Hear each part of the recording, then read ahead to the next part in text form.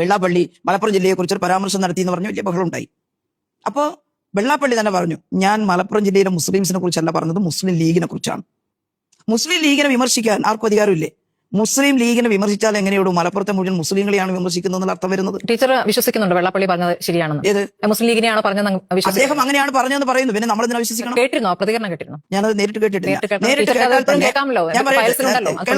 നേരിട്ട് കേട്ടാൽ തന്നെ അദ്ദേഹം മലപ്പുറം ജില്ലയിൽ ജീവിക്കാൻ പറ്റുന്നില്ല എന്നൊക്കെ പറഞ്ഞിട്ടാണ് പറഞ്ഞത്. ഞാൻ നേരിട്ട് എന്റെ ചെവി കൊണ്ട് കേട്ടില്ലെങ്കിൽ പറഞ്ഞു കേട്ടിട്ടുണ്ട്. ഞാൻ മലപ്പുറം ജില്ലയിൽ മറ്റാരെയും ജീവിക്കാൻ അനുവദിക്കുന്നില്ല എന്നൊക്കെ പറഞ്ഞപ്പോൾ സ്വാഭാവികമായിട്ടും മലപ്പുറം ജില്ല എന്ന് പറഞ്ഞ മുസ്ലിങ്ങൾ മാത്രം. മലപ്പുറം ജില്ലയിലെ EMSന്റെ ഏലംകുളമാണ്.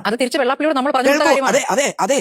അപ്പൊ അദ്ദേഹം പറയാണ്, ഞാൻ മലപ്പുറത്തുണ്ടായ ചില പ്രശ്നങ്ങൾ, എന്റെ സ്കൂളുകളൊക്കെ സംബന്ധിച്ചിട്ടുള്ള ചില പ്രശ്നങ്ങൾ കാരണം പറഞ്ഞിട്ടുണ്ട് മലപ്പുറം ജില്ലയിൽ എല്ലാവർക്കും അവിടെ നിൽക്കാൻ പറ്റുന്നില്ല എന്നുള്ളത്. ഞാൻ മുസ്ലിം ജനസമൂഹത്തെ അല്ല പറഞ്ഞത്, മുസ്ലിം ലീഗിനെയാണ് എന്ന് പറയുമ്പോൾ അല്ല വെള്ളാപ്പള്ളി പറഞ്ഞത് മുസ്ലിങ്ങളെ മുഴുവനാണെന്ന് പറയേണ്ട ആവശ്യം ഞങ്ങൾക്ക് എന്താ?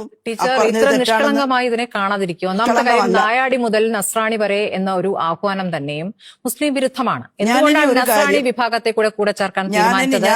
അല്ല, അദ്ദേഹത്തിന്റെ വാചകമാണ് അവരെ പേടിക്കണ്ടേ എന്നൊരു വാചകം പറയുന്നത്. അവരെ എന്ന് പറയുന്നാൽ മുസ്ലിം ന്യൂനപക്ഷത്തെ. അങ്ങനെ പറയുന്ന വെള്ളാപ്പള്ളി അത്ര നിഷ്കളങ്കമായി മുസ്ലിം ലീഗിനെയാണ് വിമർശിക്കുന്നത്. നമ്മുടെ നാട് നല്ല സൗഹാർദ്ദമുള്ള നാടാണ്.